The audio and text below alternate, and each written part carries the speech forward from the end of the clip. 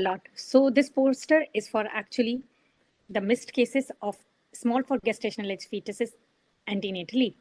I conduct this audit actually. My aim of audit was I conduct this audit for missed for small for gestational age fetuses antenatally to determine the causes of missing SGA baby during pregnancy and to improve the detection rate for SGA babies antenatally and also to make new strategies by which we reduce the likelihood of missing SGA babies in future.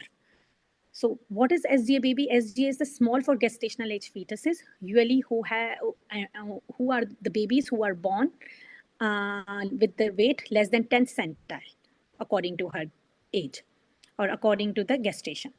So then it is then if it's the weight is less than 10 centile, so we will consider them as small for gestational age babies. So if we are missing them, why we haven't diagnosed during antenatally, or if we have missed them, what were the reasons?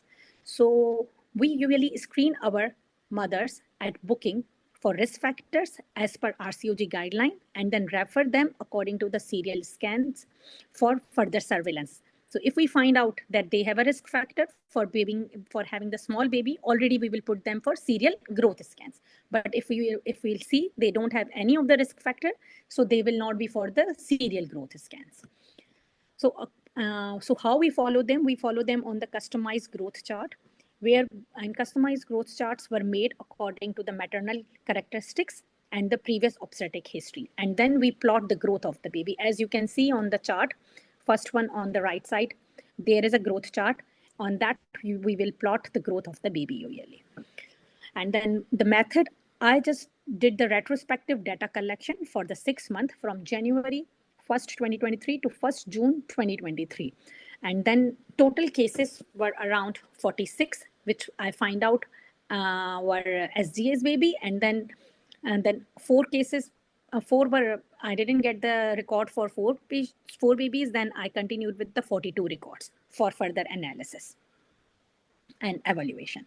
So the results shows about 55% of cases were SGA babies. Out of them, 52% of babies were diagnosed at the time of birth, means they were not diagnosed antenatally. At the time of birth, we have diagnosed 52% of cases out of them. And 64% of having already risk factors, so they were on surveillance, but they were missed.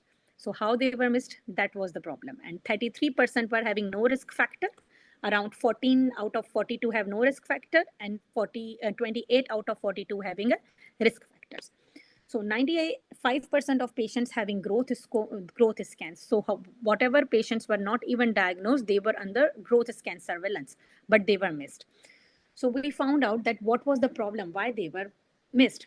So might be they were not followed with the same doctor, because I worked in a tertiary care hospital where not the same doctor or the same doctor or a consultant is seeing the patient. There is a different doctors according to the duties they are seeing the patient. But obviously all are having the training of the scans, but when there is a difference of the person or a difference of machine or difference of the place, the things can change. So 34% were cases, 34 have been seen by the different doctors, and 8 cases were seen by the same doctor. So 85% were by the different doctors and 15% by the same doctors. So out of them, 40%, around 17 cases were already found below the 10th centile antenatally. But at the time of delivery, what we found, about 70%, mean 70% of babies were less than 10th centile, 26% babies were less than 3rd centile, and 5% baby was between the 10 to 25th centile. So even before, only we diagnose up to 40% of cases antenatally, not all of the cases. So the difference of weights, what we see, that from 15% of babies having the weight difference around 300 to 400 grams, and 13% of babies difference was around more than 450 grams, and other out of around the same, because if the difference of 50 grams is happening, even it will make the baby above or below the 10th centile. So the conclusion was that, so the appropriate referral conclusion, we saw what was the good things we have done and what we can improve. So the referrals were properly made for the scans if the patient were under Midlet care. means they were under midwife care, because we have a system of midwife care and the consultant-led clinics.